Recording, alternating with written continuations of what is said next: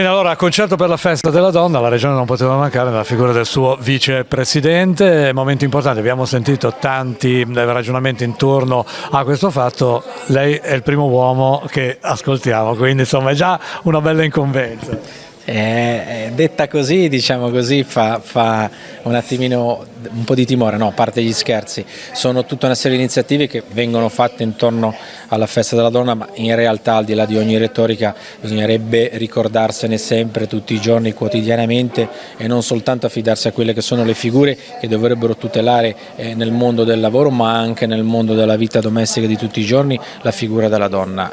Diciamo che dovrebbe essere un modo di pensare che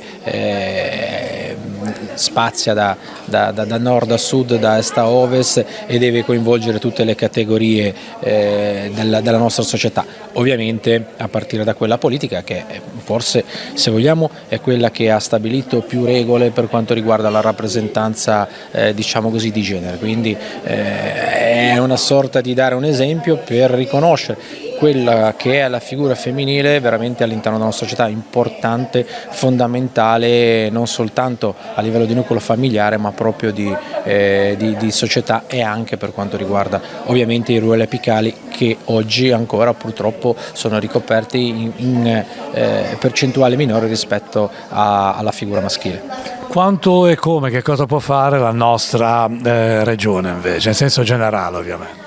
Io quando ero Presidente del Consiglio ho contribuito a cambiare la legge regionale, l'ho portata io in votazione in Consiglio, ricordo che serviva la maggioranza qualificata dei 2/3, la legge è passata all'unanimità e aboliva il listino e inseriva la parità di genere, quindi nel 2020 abbiamo fatto una cosa importante, dopo più di 50 anni portare una legge fondamentale che riconosce, tutela e garantisce determinate percentuali.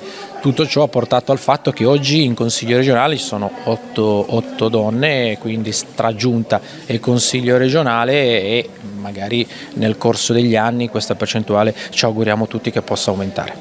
Grazie Alessandro Piana, vicepresidente della Regione Liguria, grazie per essere stato con noi, Truman TV Monte Carlo. Grazie.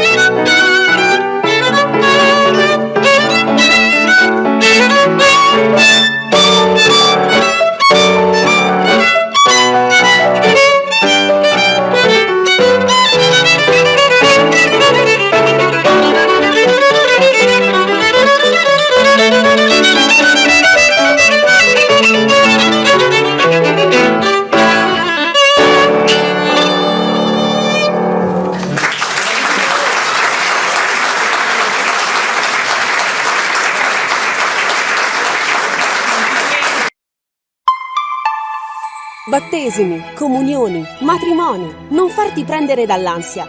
A vestirti ci pensa Adriana con il suo vasto assortimento, le linee più di tendenza e quelle più classiche, i colori più attuali, per lei, per lui, anche per le taglie comfort.